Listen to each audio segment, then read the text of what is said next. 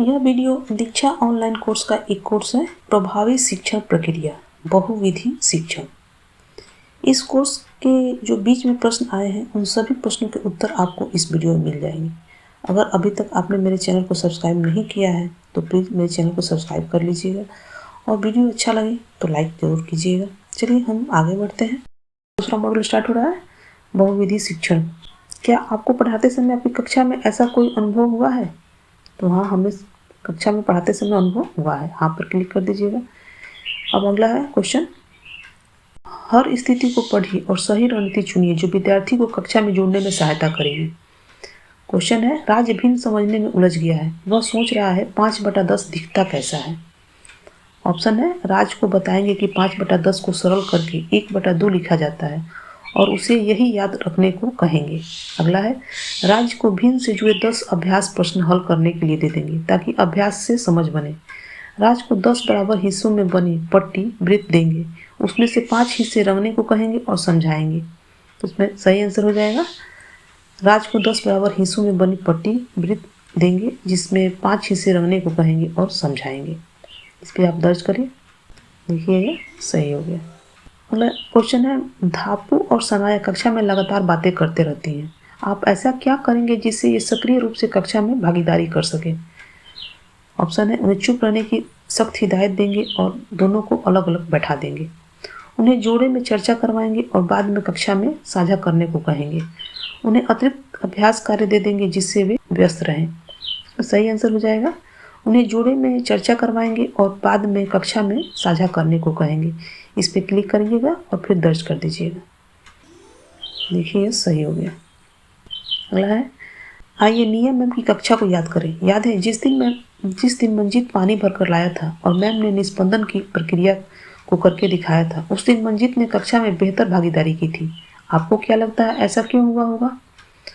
Option है, उस दिन मंजीत को शिक्षक ने ज़्यादा ध्यान दिया था, मंजीत को करके देखने और अनुभव के माध्यम से सीखने का अवसर मिला, उस दिन पाठ आसान था और उसे जल्दी समझ आ गया। तो सही आंसर हो जाएगा, मंजीत को करके देखने और अनुभव के माध्यम से सीखने का अवसर मिला। इस पर क्लिक करें और फिर दर्ज करें। देखिए ये सही हो गया। अब अगला क्वेश्चन है, सही या गलत। बहुविधि शिक्षण का चयन विद्यार्थियों को सीखने की शैली, स्तर और विषय वस्तु तीनों को ध्यान में रखकर किया जाता है। सही आंसर हो जाएगा सही। अगला क्वेश्चन, बहुविधि शिक्षण विज्ञान या गणित जैसे विषयों के लिए उपयोगी है लेकिन भाषा या सामाजिक विज्ञान के लिए नहीं। इसका सही आंसर हो जाएगा गलत। अगला क्वेश्चन, जब शिक्षक एक अवधारणा को कई रूपों में समझाते हैं तो ज़्यादा से ज़्यादा विद्यार्थी को उससे जुड़ने का अवसर मिलता है। तो सही आंसर इसका सही होगा। अगला क्वेश्चन है, बहुविधि शिक्षण का मतलब है कि हर पाठ में एक नया तरीका अपनाया जाए और सभी विद्यार्थियों को उसी तरीके से पढ़ाया जाए। तो सही आंसर हो जाएगा सही। अगला क्वेश्चन, कक्षा में प्रयोग, कहानी और चर्चा को शामिल करना विद्यार्थियों को भ्रमित कर सकता है। यह गलत होगा, भ्रमित नहीं करता है। अगला क्वेश्चन है, जब आप इस पाठ को बहुविधि शिक्षण की मदद से पढ़ाएंगे तब बताए गए 5 तरीकों के आधार पर यहाँ किन 3 तरीकों का चयन करेंगे।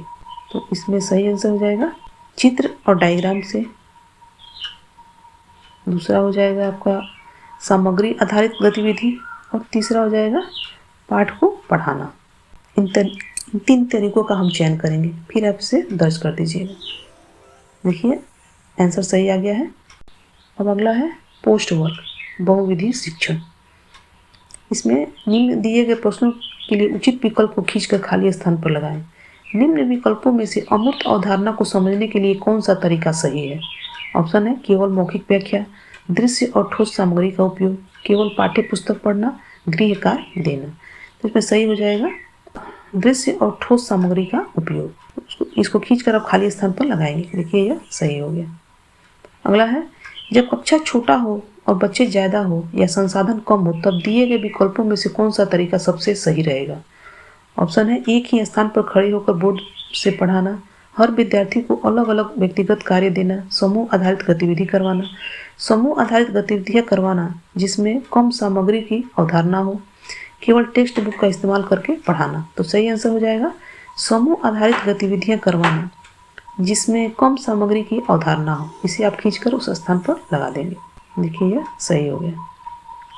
अगला क्वेश्चन, दिए गए प्रश्नों के लिए उचित विकल्प पर क्लिक कीजिए।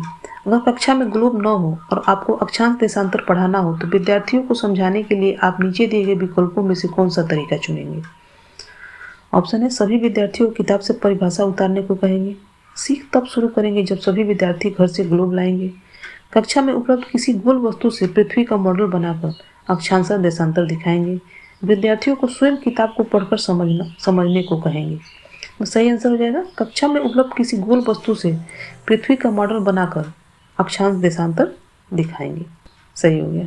अगला है, कक्षा में शिक्षक एक नया विषय पढ़ा रहे हैं और बोर्ड पर चित्र बनाकर समझा रहे हैं। कुछ विद्यार्थी ध्यान से सीख रहे हैं जबकि कुछ बातचीत कर रहे हैं, कुछ केवल बोर्ड से नकल कर रहे हैं और कुछ खिड़की की तरफ देखकर खोए हुए हैं। ऐसी स्थिति में हर विद्यार्थी को सीखने की जरूरत पूरी करने के लिए निम्न दिए गए विकल्पों में से कौन सा तरीका सबसे उपयुक्त रहेगा। ऑप्शन है, विद्यार्थियों को बोर्ड पर लिखी अवधारणा को दोहराने के लिए कहें। केवल एक विद्यार्थी से प्रदर्शन करवाएं और शेष विद्यार्थियों को देखने को कहें।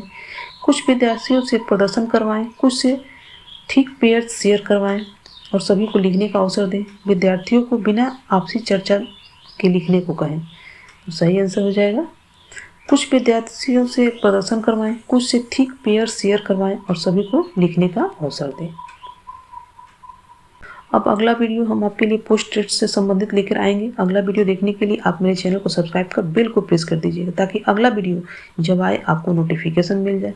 यह वीडियो अच्छा लगा हो तो लाइक कर दोस्तों के पास शेयर कीजिएगा। धन्यवाद।